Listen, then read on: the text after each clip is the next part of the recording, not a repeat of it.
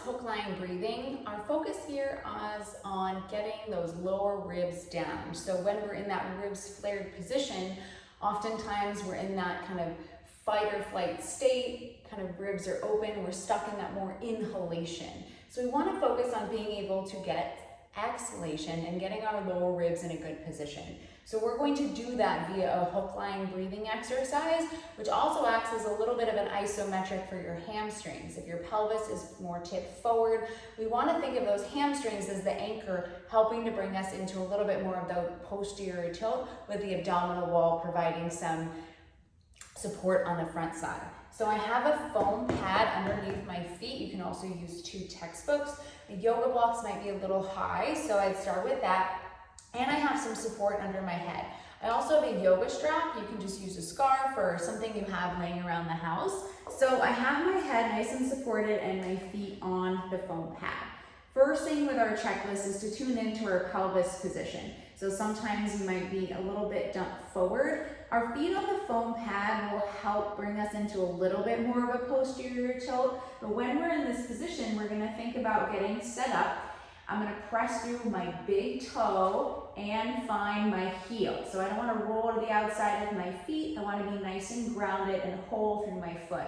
As we do this, you're gonna think about pressing through that big toe and the inside edge of the heel, but we wanna make sure we have that full foot contact.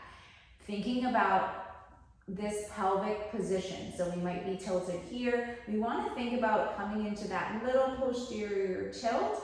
And if you have a lot of arches or you're leaving the ground, you can also use towel rolls to kind of prop yourself up and bring you into a good position in the back.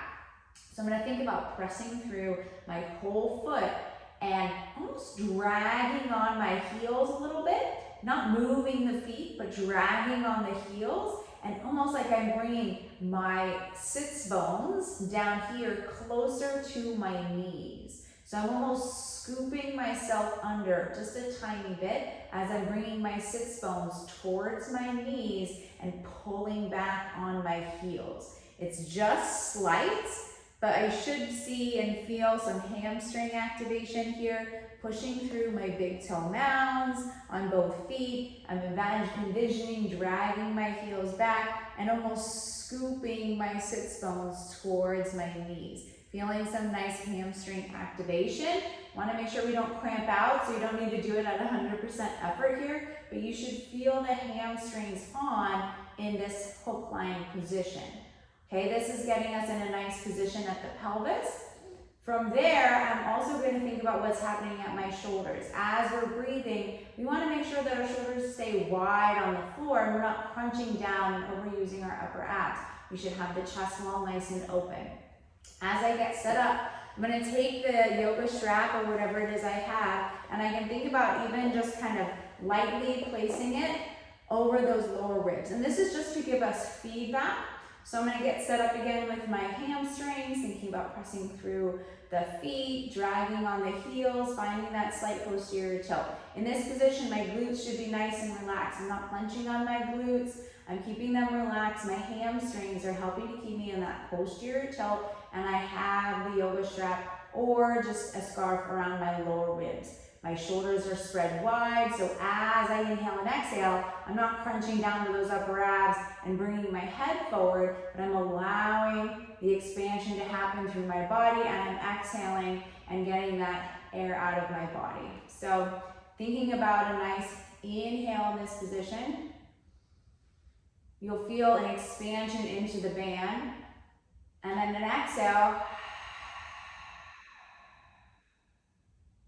as everything sort of pulls away from the band or scarf. Inhale, exhale. Couple other things I wanted to mention. Maintain that slight posterior tilt. We don't want this going into the back or anywhere in the glutes gripping.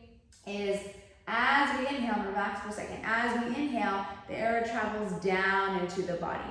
As we exhale, that exhale is from the bottom up. So think about from the pelvic floor to the hip bones, to your belly button, up into the chest and out the mouth. So as we go through the breathing, we are thinking about the pelvic floor initiating, and we're sending that air pressure all the way up and out our mouth. When we inhale, everything flows down towards the pelvic floor lengthens and lets go, and then exhale from the bottom up. It's really important then when we exhale, we don't exhale and push pressure down. That pushes pressure down on the pelvic floor, and we also may be overusing those upper abs. So we want to think about those inhales are down, exhale from the bottom up. So now we're going to go through 5 breaths together in this hook lying position, utilizing the band for feedback. So taking that nice push through the foam pad, a little bit of that drag back on the heels to get these hamstrings on, finding that posterior tuck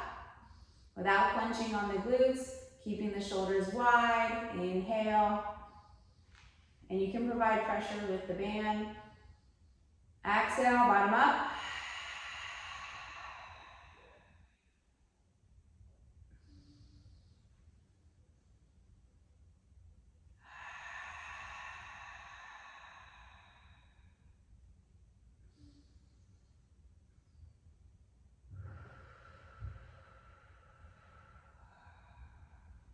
So our goal is really getting those lower ribs down, but keeping the chest open. So we're finding those deep core muscles. Long exhale with the mouth.